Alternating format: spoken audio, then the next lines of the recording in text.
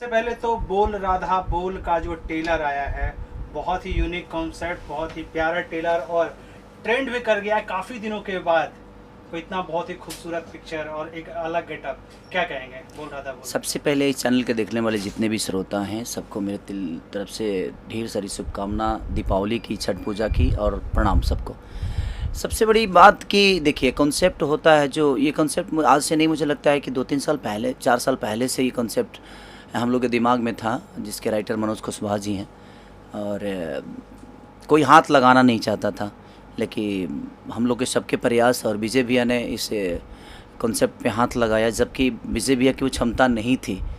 एक वर्कर बेचारे लोगों का फिल्म बेचवा कर एक आदमी और अपना घर चलाने वाला आदमी इस सिनेमा का प्रोड्यूसर बना, तो ये बहुत अपने आप में बड़ी बात है। इतना बड़ा हिम्मत बड़े बड़े लोग नहीं कर पाए और हमारे विजय भैया ने किया, तो सबसे पहले बधाई के पात्र तो वो हैं।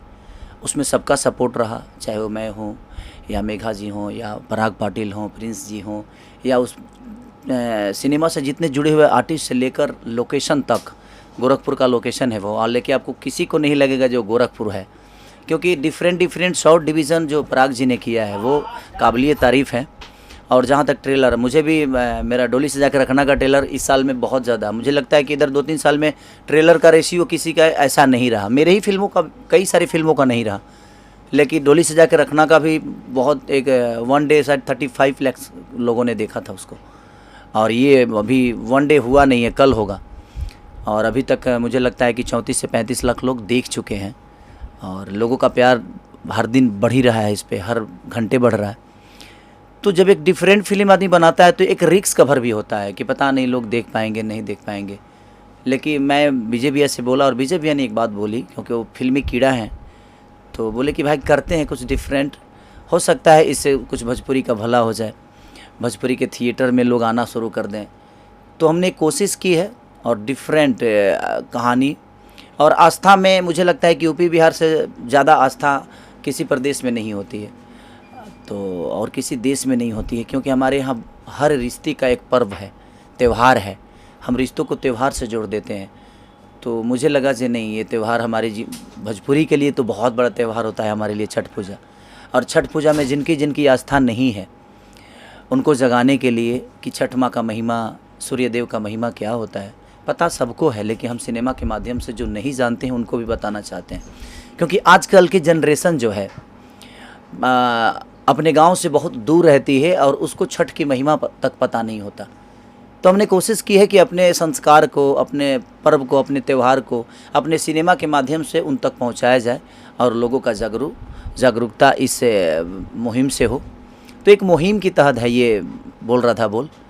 और भैया इस तरीके की जो फिल्में आती है जो बहुत कम बनती है, रिस्क फैक्टर नहीं होता है कि यदि फिल्में ना चली तो? क्योंकि इस तरीके की जो एक कहते हैं ना पूजा पाठ वाली फिल्में लोग नकार देते हैं, आपको लग नहीं रहा था कि ये रिस्क वाली फिल्म है, और लेकिन रिस्पॉन्स अच्छा है?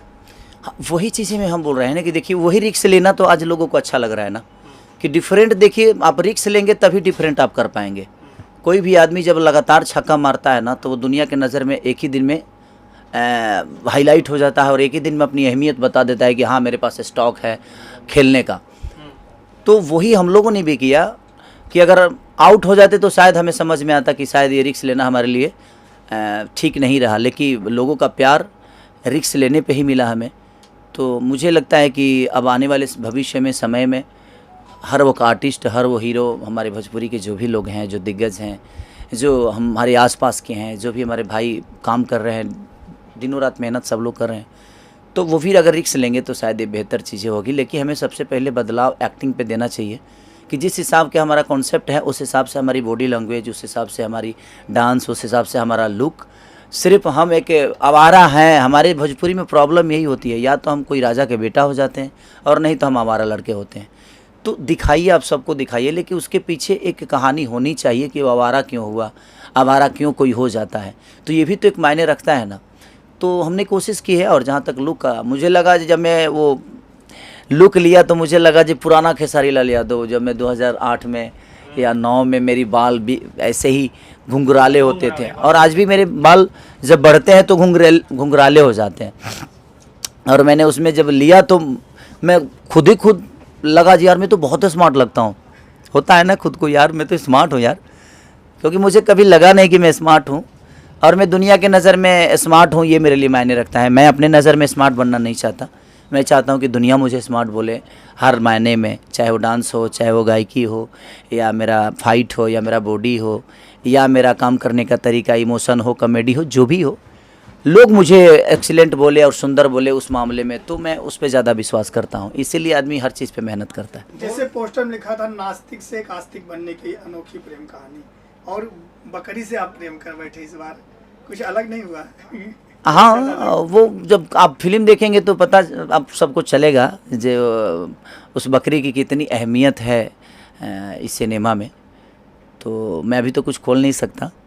तो मेरे तरफ से हर आदमी वो बधाई के पात्र हैं, जितने भी उसमें करेक्टर, चाहे वो बीना पांडे जी हों, अवधेश जी हैं, क्या बोलते हैं, सुबोध जी हों, तो कहीं ना कहीं सबका एक हमारे मास्टर जी महेश आचार्य जी, हर आदमी ने अपना 110%।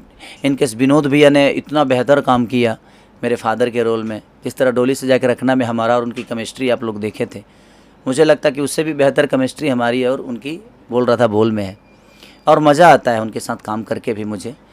तो हमारे भोजपुरी के सारे लोग बहुत अच्छे एक्टर हैं। अब उनके साथ काम करने पे एक चैलेंज भी हो जाता है, क्योंकि वो लोग सीनियर हैं हमारे।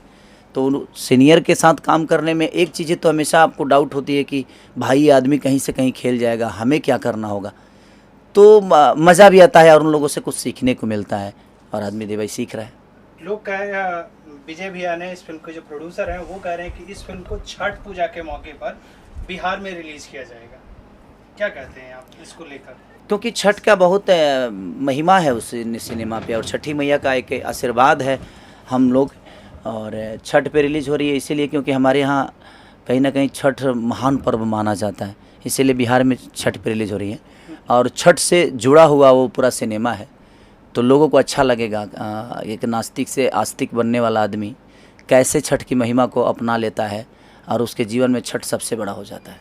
किस तरीके से देखते हैं? सुपरस्टार और भी आ रहे हैं, क्योंकि विजय भैया ने कहा है कि भाई जिसमें जिस पे जिक्र होगा वो सिनेमा घर में टंगेगा। क्या लगता है आपकी फिल्म चैलेंज देगी बॉक्स ऑफिस पर? क्योंकि रिस्पांस मैं जब थिएटर पे कवर करता हूँ तो वहाँ पे खेसाड़ी नाम का लोग टैगो बनाते हैं, कहते हैं कि भाई फिल्म चाहिए तो खेसाड़ी की, लेकिन कुछ और लोग हैं इस लाइन में कि छठ पूजा में वो भी आ रहे हैं। देखिए खेसारी लाल यादव वो भी मेरे अपने ही हैं, वो भी हमारे भोजपुरी के बेटा हैं। तो सब लोग के चले, मैं देखिए मैं किसी को चैलेंज में नहीं रखता। सच पूछिए तो मैं किससे लड़ूं? अपनों से लड़ना मुझे नहीं आता, और मैं कभी अपनों से लड़ा नहीं। हाँ, जहाँ कहीं बात विवाद हो जाती है तो बात अगर पिता एक पुत्र को बोलता है, चाहे पुत्र अगर पिता को बोलता है, तो बातें तो वहाँ भी हो जाती है, वहाँ भी थोड़ी सी अनबन होती है, क्योंकि सवाल जब आते हैं तो जवाब तो आदमी देगा ही, चाहे वो कोई भी हो, चाहे वो पिता हो या पुत्र हो, या पुत्र हो या पिता हो। तो हर आदमी का एक होता है, अपना जरिया होता है।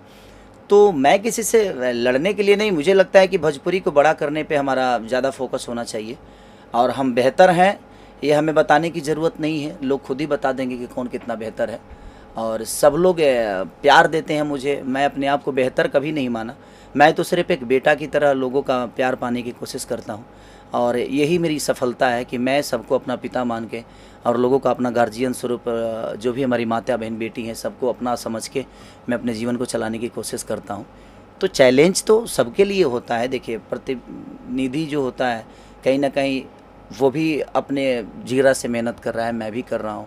अब किसको कितना प्यार और सम्मान मिलता है ये तो वक्त बताएगा, लेकिन मुझे अपने लोगों पे विश्वास है, उस जनता पे विश्वास है, उस भगवान पे विश्वास है कि वो भगवान मुझे नाराज़ नहीं करते हैं।